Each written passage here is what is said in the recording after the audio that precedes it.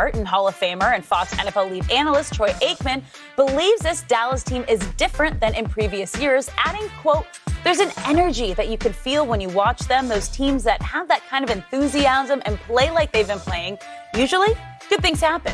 Troy even went as far to say that the Cowboys are better than the Cardinals, the Bucks, Rams, and Packers in the NFC. Shannon, how much of a problem do you have with this? I don't have a problem with what Troy said. Obviously he studied the game. He knows the game very well, but I disagree with what he's saying.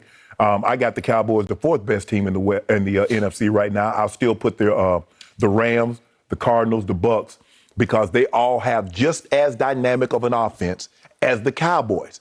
And defensively, the Cards are third in defense, Rams are ninth, and the Bucks are 17th, and the Cowboys are 20th.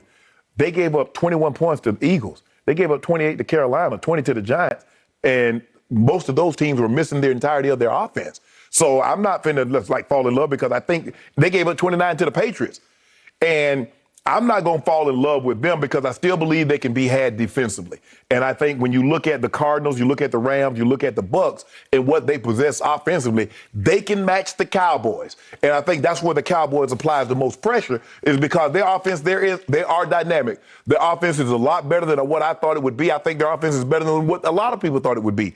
They're able to run the football, and when you take the rush away, Dak has performed unbelievable, saying, Lee, okay, take that away. I still can throw this football, right? Okay. So they've done that, Skip. So for me, I don't have a problem with what Troy said. I just disagree because I think the Rams, the Cards, and the Bucks all have just as dynamic offenses, slightly better defenses. So I would say the Cowboys are the fourth best team in the NFC. Okay. I hear everything you just said. It was reasonable. It was well researched, well validated with all of your stats. Mm-hmm. I want, before I launch, people to understand that Troy Aikman, obviously, he played Hall of Fame quarterback for my Dallas Cowboys. Right. But in his role here at Fox as He ain't no homer. He is no homer. And do you remember that fateful Thursday night game at Chicago in 2019? Yeah. At the end of that game, he was scathing in his criticism, not only of the football team, but of the entire organization all the way to the top of the ladder. He said they don't know where they go from here. He did not know where they went, and he was basically saying, I'm finished with these people, right? Yes. But he does do a radio gig in Dallas. He does radio interviews in Dallas, and he was obviously preaching to a choir. But Troy is true to his own feelings, and he's not going to say it if he doesn't completely 1,000% believe it. And I believe he does believe that right now this looks to him like the best team in the NFC. Just on stubborn pride, because I picked the Bucks to win the NFC. Mm-hmm. I'm going to stick with the Bucks slightly. Mm-hmm. But I will tell you, your favorite website, Pro Football Focus, this week has the Cowboy offense ranked number 1. Okay.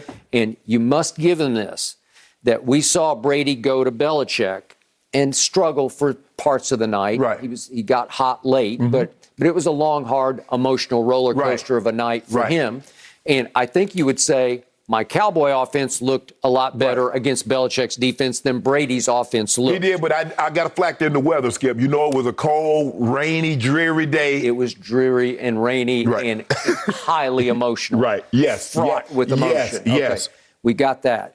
But for Dak Prescott and company to go up there, albeit with the benefit of an overtime, and go 567 yards against Belichick, I think it said a lot about the Cowboys. It also said a lot about Belichick. He's just getting exposed. His defense is pretty flammable, man. Yeah, it's and Ty Law basically called him out. He called him out and said, this is shameful. Yeah. Because he's in the Hall of Fame, and he was there when it was the peak. Yes. And he's saying, I can't watch this, right? Embarrassing. Right. Okay, we got that. Now back to what Troy is saying. I love the big picture feel that he had about this, because this is where I really agree with him. He said, what I like, which is different than in other years, is just the feel that this team has, that they love to play together. Right. That's the vibe I get from this team. And that kind of enthusiasm. And when you play like you've been playing, usually good things happen. And you've been in the middle of those teams 3 different times. You won 3 different Super Bowls. And you know how the momentum starts to build. Especially, Skip, when you're an offensive-based football team. Yep. And that's where their firepower is. That's where the stars are. Although Trayvon Diggs says, hey, when you talk about the Cowboys' big three, I want you to mention me also, is that once you start doing what they're doing and winning games how they're winning, you take one element away, and then the quarterback steps up. And then all of a sudden you say, well, Dak, we don't need you to throw the ball like 20 times because we can run the ball. Once you start to see that happens, you go out there with a certain level of expectation. Oh, we winning. It's not what they do, it's what we do. You don't have to hope. Skip, you're like, well, if they do this and if this goes well, we got a great chance of winning. I believe now the Cowboys step on the field saying, you know what, we're supposed to win this game today. That is correct. It doesn't matter who we play, we're the better team. Okay, and you know it because you can see it in their body language, just the way they carry themselves. And when things started going woefully wrong, like bad old days wrong at New England, what did we talk about on Monday morning? They did cowboy things, as you always say, predictably, and then they won the game.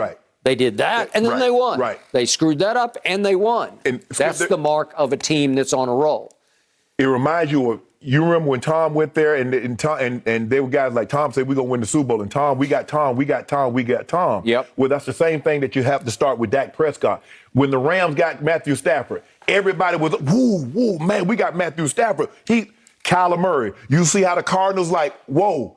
So it's going to be very interesting, Skip. Somebody's going to have to beat two of these teams that we mentioned. Somebody's going to have to beat two of them to get to SoFi. That is correct. Ain't no way around it. Troy also made a strong point.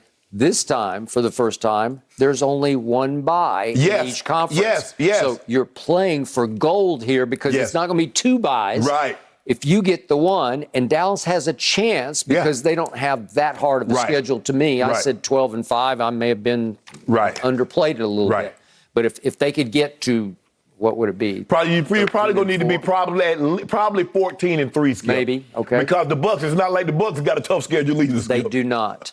So I would still favor the Bucs to pull that off, but you never know. So Troy did go into detail about the Rams. He said they're just not playing as good on defense as he expected. They're not. So that's that. And on Arizona, he said, I neglected to even bring up Arizona, but he said, I think there's still a little bit of everybody waiting to see, well, okay, is this team really as good as what they've shown so far? Because they haven't done it before at the highest level. Offensively, they're as good as advertised. Okay. The question is defensively, because Chandler Jones, I don't think he has a sack since he had that 5-sack performance the opening day against Tennessee. J.J. Watt starting to pick it up. That's again, Skip, it's going to come down to look. Listen, that defense is loaded with talent. The linebacker, the Buda Baker. Oh. But the question is, Skip, all these offenses, you look at the Cardinals, the Rams, the Bucs, the Packers, and the Cowboys. You throw all those teams can score. Your defense is going to have to make a stand. That's the only way you're going to. Somebody's defense is going to have to bat down a fourth down, get a pick, cause a fumble. That's what's going to happen. Because offensively, all these teams can go get 500 yards and 35, 40 points on you. All of them. Okay.